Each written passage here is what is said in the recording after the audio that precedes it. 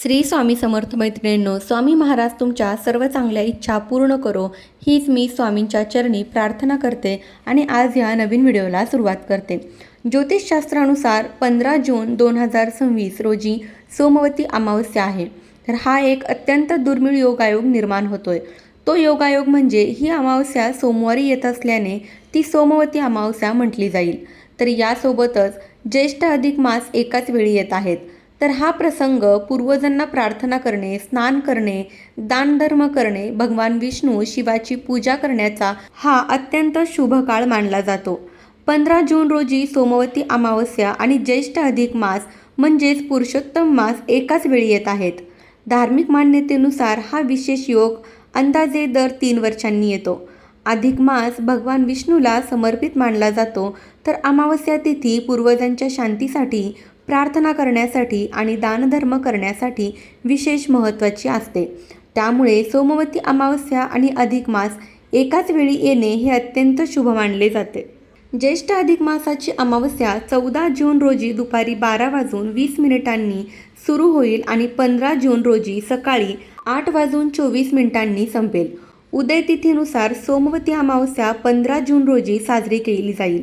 ही अमावस्या सोमवारी येत असल्याने तिचे धार्मिक महत्त्व वाढते। या दिवशी पवित्र नद्यांमध्ये स्नान करणे, भगवान शिव आणि विष्णूची पूजा करणे, पिंपळाच्या झाडाला प्रदक्षिणा घालणे, तर्पण करणे आणि दान करणे यामुळे विशेष पुण्य मिळते। ज्योतिषशास्त्रानुसार अमावस्येच्या दिवशी सूर्य आणि चंद्र एकाच राशीत असतात। सूर्य अग्नितत्वाचे प्रतीक आहे, तर चंद्र शीततत्वाचे प्रतीक आहे।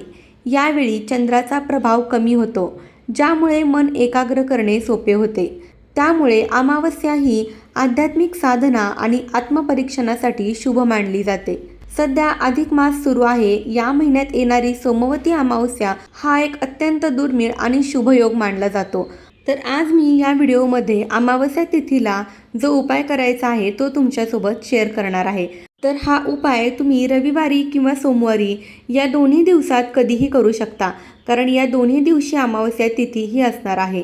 सोमवती अमावस्येला ज्या घरामध्ये हा उपाय आवर्जून केला जातो त्या घरामध्ये माता लक्ष्मी अखंड वास करते। आपल्याला सर्वांनाच माहिती आहे की आपण दिवाळीचे लक्ष्मी पूजन देखील अमावस्येच्या मुहूर्तावर करत असतो। त्यामुळे पहा, धनप्राप्तीसाठी, लक्ष्मी प्राप्तीसाठी अमावस्या हा दिवस अत्यंत महत्त्वाचा आणि शुभ मानला जातो।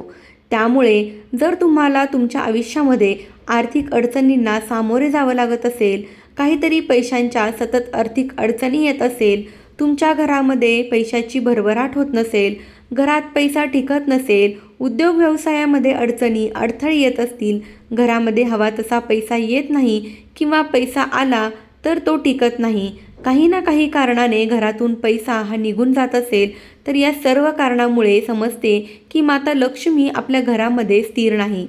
घरामध्ये लक्ष्मी नांदणे म्हणजेच फक्त पैशाचं असणं असं नाही, तर घरामध्ये एक प्रकारची शांती, समृद्धी असणं सुद्धा तितकंच महत्त्वाचं आहे।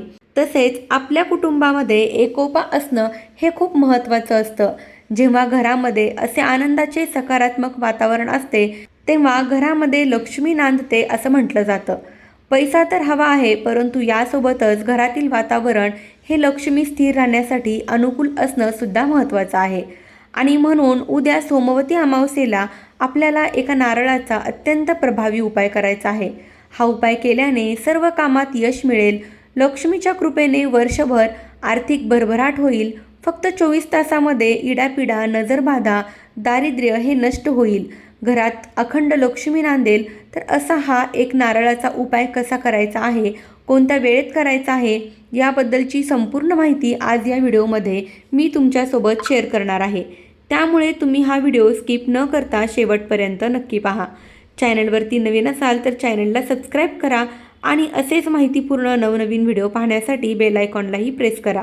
अमावस्येच्या दिवशी देवी देवतांची पूजा केल्यामुळे तुमच्या घरामध्ये सकारात्मकता राहते, त्यासोबतच तुमचे मानसिक आरोग्य निरोगी राहण्यास मदत होते।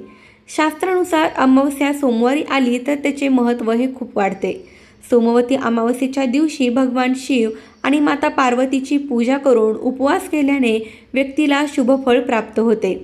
अमावस्येच्या दिवशी आपण जे काही विशेष उपाय करतो तर ते उपाय केल्याने जीवनात सुख आणि समृद्धी येत असते. नारळ हे आपल्या हिंदू धर्मात एक पवित्र आणि शुभ मानले जाते आणि म्हणून धार्मिक विधीमध्ये नारळ वापरण्याची अनेक कारणे सांगितली जातात. नारळाला 3 डोळे असल्यामुळे ते ब्रह्मा, विष्णू आणि शिव या त्रिमूर्तीचे प्रतीक मानले जाते. नारळावर असलेल्या 3 चित्रांची तुलना भगवान शंकराच्या त्रिनेत्राशी केली जाते आणि या कारणामुळे नारळाला खूप शुभ मानले जाते. त्याचा वापर हा धार्मिक विधीमध्ये केला जातो. नारळाची बाहेरची कठीण भाग म्हणजे अहंकाराचे प्रतीक, तर आतील पांढरा शुभ्र भाग हे शांततेचे प्रतीक मानले जाते आणि म्हणून नारळ फोडण्याचा अर्थ असा होतो की आपण आपला अहंकार भगवंताच्या चरणी अर्पण करतो आणि म्हणून आपल्याला अमावस्येच्या दिवशी नारळाचे काही प्रभावी उपाय जे आहेत तर ते करायचे असतात. उपाय करण्यासाठी तुम्हाला अमावस्येच्या दिवशी सकाळी लवकर उठायचं आहे. स्वच्छ स्नान करून तुमच्या देवघरातील देवांची पूजा अर्चा करून तुम्हाला धूप, दीप, अगरबत्ती लावून वातावरण प्रसन्न करायचं आहे आणि यानंतर लगेचच तुम्हाला हा जो उपाय आहे तर तो करायचा आहे किंवा तुम्ही दिवसभरामध्ये शक्य होईल तेव्हासुद्धा हा उपाय करू शकता. हा उपाय करण्यासाठी तुम्हाला एक नारळ लागणार आहे. नारळामध्ये पाणी असायला हवं असं नारळ तुम्हाला घ्यायचं आहे. यानंतर एक नवीन लाल रंगाचा कपडा तुम्हाला घ्यायचा आहे आणि एक वाटी घ्यायची आहे. वाटीमध्ये कुंकू टाकायचं आहे.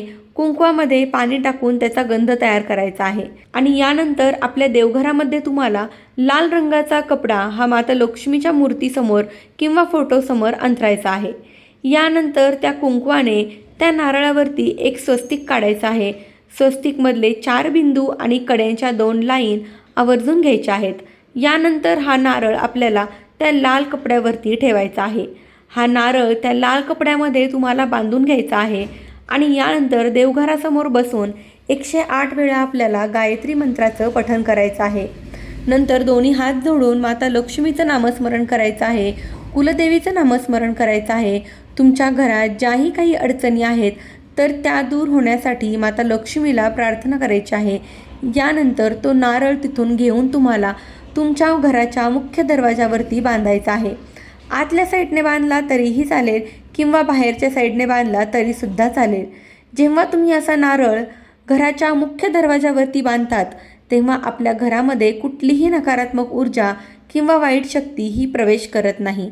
कोणताही व्यक्ती आपल्या घरामध्ये येतो तेव्हा तो त्या आपल्या घराच्या मुख्य दरवाजामधूनच येत असतो. जेव्हा एखाद्या व्यक्तीच्या मनामध्ये आपल्याबद्दल वाईट विचार येत असते तेव्हा ती व्यक्ती त्या नारळाखालून आपल्या घरामध्ये येत असते. तेव्हा त्या व्यक्तीचे वाईट विचार, नकारात्मकता ही तिथेच नष्ट होत असते. यामुळे आपल्या कुटुंबाचं कायम संरक्षण हे होत असतं. आपल्या कुटुंबातील सदस्यांना कधीही नजरदोष किंवा करणी बाधा आहे तर ती सुद्धा होत नाही. यासोबतच या उपायाने आपल्या घराकडे लक्ष्मी आकर्षित होते आणि घरातील पैशांच्या आर्थिक अडचणी देखील दूर होतात. सोमवती अमावस्या म्हणजे जेव्हा जी अमावस्या सोमवारी येते तेव्हा तिला सोमवती अमावस्या असे म्हटले जाते आणि म्हणून या दिवशी माता लक्ष्मी आणि आपल्या पितरांच्या पूजेसोबतच संपूर्ण शिवपरिवाराची पूजा केली जाते आणि म्हणून या दिवशी आपल्याला महादेवाच्या मंदिरात जाऊन शिवलिंगाची पूजा करायची आहे आणि शिवलिंगावरती एक नारळ आवर्जून अर्पण करायचा आहे. नारळ अर्पण करताना सर्वप्रथम नारळ हा ओला करून घ्यायचा आहे. त्यावरती एक बेलाचे पान ठेवायचे आहे, एक पांढरं फूल ठेवायचं आहे आणि त्यानंतर तुम्हाला हा जो नारळ आहे तर तो शिवलिंगावरती आपल्याला अर्पण करायचा आहे. यामुळे आपल्याला प्रत्येक कामात यश मिळते. आपल्या सर्व इच्छा, मनोकामना पूर्ण होतात. बिघडलेली कामे देखील सुरळीत होतात आणि आपल्या आयुष्यात एक सुख समृद्धी यायला सुरुवात होते आणि म्हणून असा एक नारळ शिवमंदिरामध्ये तुम्ही आवर्जून अर्पण करा. आपण आपल्या घरामध्ये कर्पूर होम हा देखील करत असतो. कर्पूर होम केल्याने घरातील वास्तुदोष, पितृदोष, नजरबाधा, दारिद्र्य हे नष्ट होऊन आपल्या कुटुंबाची, मुलांची प्रगती होत असते. कर्पूर होम करण्यासाठी तुम्हाला एक नारळ लागणार आहे. ज्यामध्ये पाणी असेल असा एक नारळ तुम्हाला घ्यायचा आहे. हा नारळ आपल्या घरातील प्रत्येक व्यक्तीवरून तुम्हाला डोक्यापासून ते खाली पायापर्यंत उतरवून घ्यायचा आहे. खास करून घरामध्ये लहान मुलं असतील तर त्यांच्यावरून उतरवून घ्यायचं आहे. यानंतर 7 कापराच्या वड्या या आपल्याला एका प्लेटमध्ये घ्यायच्या आहेत. देवघरासमोर उभं राहून हा नारळ आपल्याला दोन्ही हातामध्ये आपल्या पकडायचा आहे. देवघरामध्ये दिवा लावून घ्यायचा आणि यानंतर तुम्हाला हा कर्पूर होम करायला सुरुवात करायची आहे. सर्वप्रथम तुम्हाला एक कापराची वडी ही नारळावरती ठेवायची आहे. दीप प्रज्वलित करायचा आहे. कापूर प्रज्वलित केल्यानंतर श्री स्वामी समर्थ, श्री स्वामी समर्थ या मंत्राचा जप करायचा आहे. एक कापराची वडी संपत आल्यानंतर लगेचच दुसरी कापराची वडी आपल्याला त्यावर ठेवायची आहे. असे एक एक करून 7 कापराच्या वड्या आपल्याला त्या नारळावरती जाळायच्या आहेत. यानंतर हा नारळ आपल्याला देवघरासमोर फोडायचा आहे आणि फोडल्यानंतर त्याचा प्रसाद जो आहे तर तो कोणीही खायचा नाही. तसाच तो घराच्या बाहेर घेऊन जायचा आहे आणि बाहेर जिथे कुठे पक्षी असतील तिथे जाऊन तुम्हाला हा नारळ ठेवून द्यायचा आहे.